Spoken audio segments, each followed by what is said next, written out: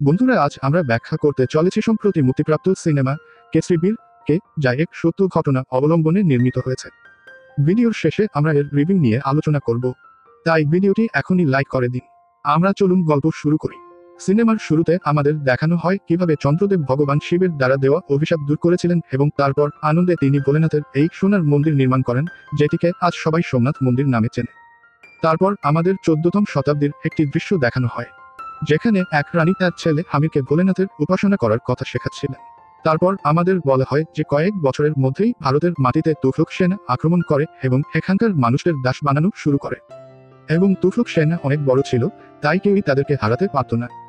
তাই এখন তুঘলক সেনা পুরো ভারত থেকে হিন্দুদের শেষ করে দিতে চায়। এরপর আমরা এক জায়গায় তুঘলক সেনার মানুষদের ওপর অত্যাচার করতে দেখি, যেখানে এক সৈনিক হিন্দু মেয়েদের তুলে নিয়ে গিয়ে তাদের ধর্ষণ করতে যাচ্ছিল।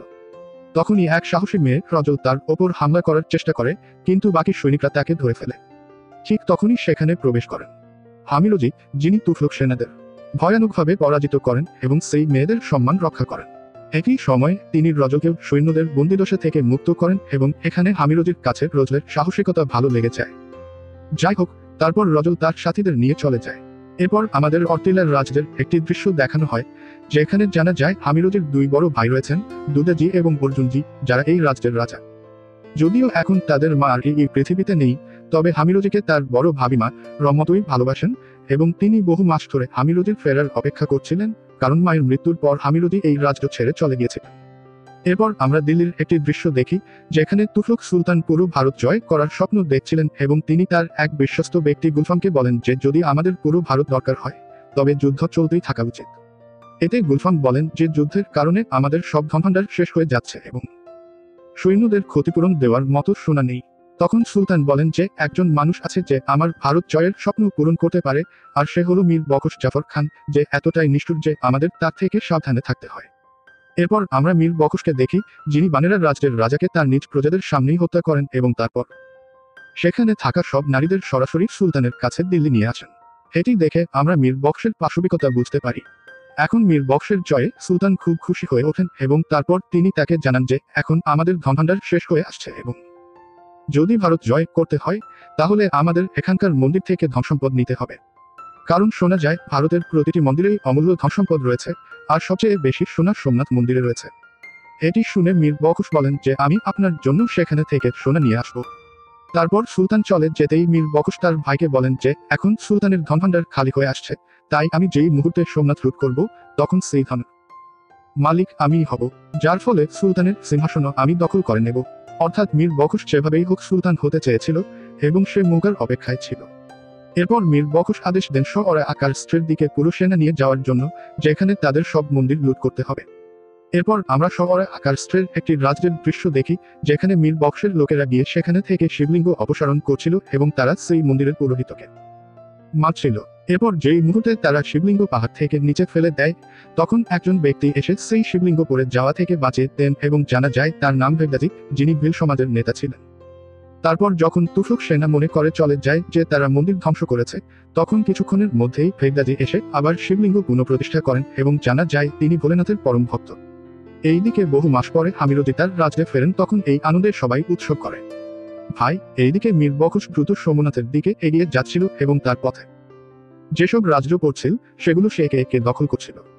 এই সময়ে সে বহু হিন্দু রাজাকেও হত্যা করে।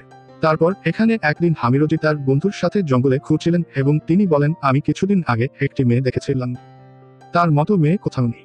ঠিক তখনই হামিরজি একটি সিংহীকে দেখতে পান, যাকে অন্য এক রাজ্যের সৈনিকেরা হত্যা করতে চাইছিল। তখনই সেখানে রজল এসে পড়ে সেই সিংহীকে রক্ষা করতে এবং সে ওই সৈনিকদের মেরে ফেলে। এতে হামিরজিও তাকে সাহায্য করেন এবং এই সময়ে এক সৈনিক হামিরজির ওপর আক্রমণ করে এবং তিনি রজলের সাথে হ্রদে পড়ে যান। তারপর হামিরজির জ্ঞান ফিরলে দেখা যায় তিনি ভিল সমাজের মধ্যে ছিলেন, যেখানে তার চিকিৎসা চলছিল। আর এখানে হামিরজি বাইরে বের হলে তার সঙ্গে রজলের দেখা হয়। তখন হামিরজি তার সাহসিকতার প্রশংসা করতে থাকেন। ঠিক তখন ভেগদাজি এসে উপস্থিত হন, যিনি আসলে রজলের পিতা। তখন রজল তাকে বলেন কিভাবে হামিরজি তার বান্ধবীদের সম্মান রক্ষা করেছিলেন তুঘলক সেনাদের থেকে। এই শুনে ভেগদাজি বলেন আজ আমাদের কুলদেবতার পূজা আছে, তাই তুমিও তাতে অংশ নাও। তারপর ভেগদাজি চলে যেতেই হামিরজি রজলের সাথে কথা বলতে থাকেন এবং রজলকেও তার সাথে কথা বলে। ভালোই লাগছিল। যাই হোক, রাতে কুলদেবতার পূজা হয়ে যায় এবং পরদিন হামিরজি শিশুদের সঙ্গে কুস্তির কৌশল প্রদর্শন করছিলেন। তখন সেখানে ভেগদাজি আসেন এবং বলেন, চলো আমাদের সঙ্গে লড়াই হোক। তখন এই দুজন লড়তে থাকেন, কিন্তু যেই মুহূর্তে হামিরজি জিততে চলেছিলেন, তিনি রজলকে দেখে ইচ্ছা করেই হার মানেন, যাতে রজলের সামনে তার বাবা না হারেন।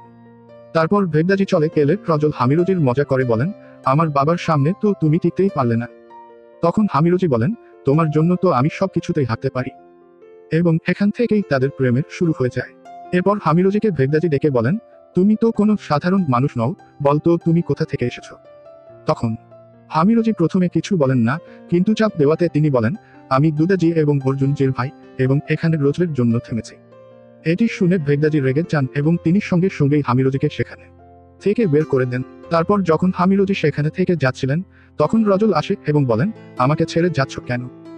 তখন হামিরজি বলেন, আমি তোমাকে বিয়ে করতে অবশ্যই ফিরে আসবো। এরপর হামিরজি ফিরে তার রাজ্যে আসতেই তার বড় ভাই জানান, মীর বখশ অনেক রাজ্য দখল করে ফেলেছে এবং সে এখন সরাসরি সোমনাথের দিকে এগোচ্ছে, সেটি লুট করার জন্য।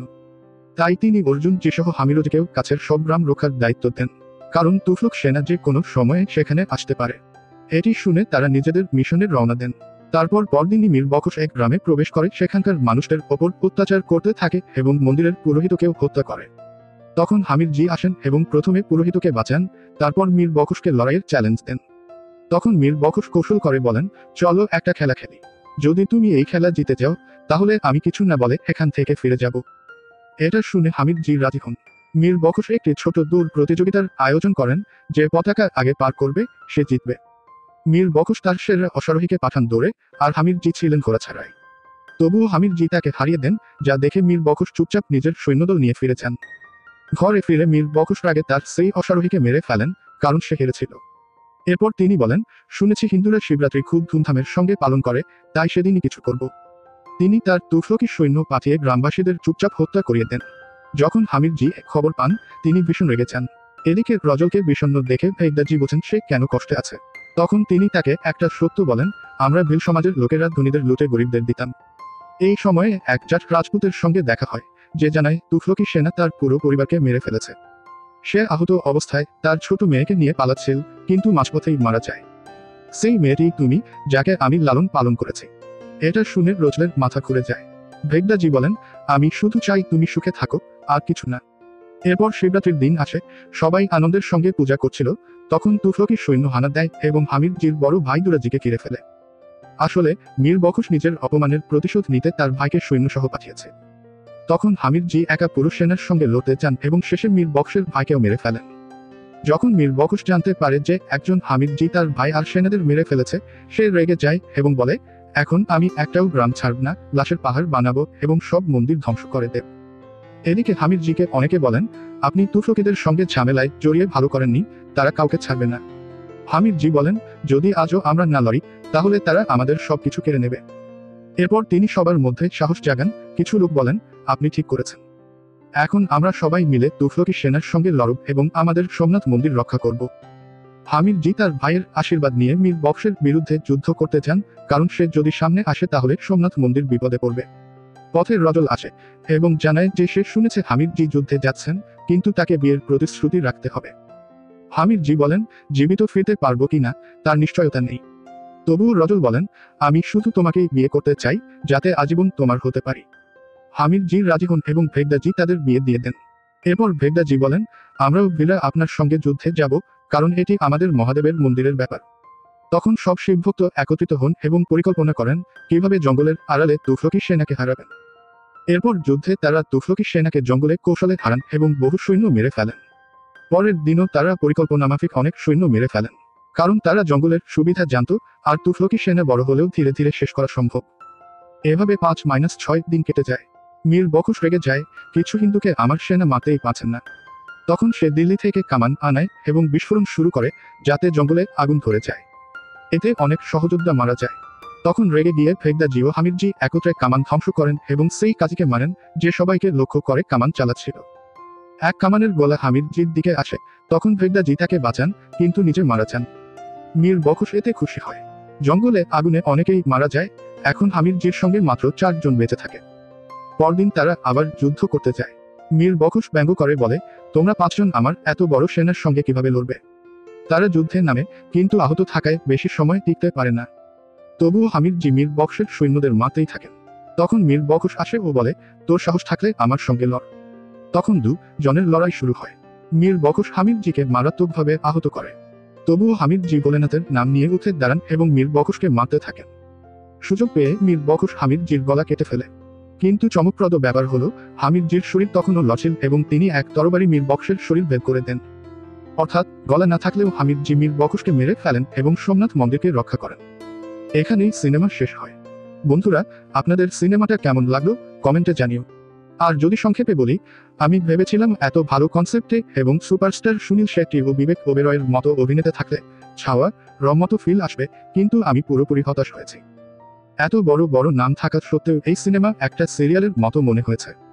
বাকি তোমাদের জন্যই আমাকে এই টর্চার সিনেমাটা সহ্য করতে হয়েছে, না হলে আমি তো 15 মিনিটের মধ্যে ছেড়ে দিতাম। এই কথার জন্য অন্তত সাবস্ক্রাইবও করে ফেলো আর কমেন্টে জানাও পরের এক্সপ্লেনেশন কোন সিনেমার চাই। আর সম্প্রতি মুক্তিপ্রাপ্ত এই দারুণ সিনেমাটা দেখতে হলে এই ভিডিওটা দেখ।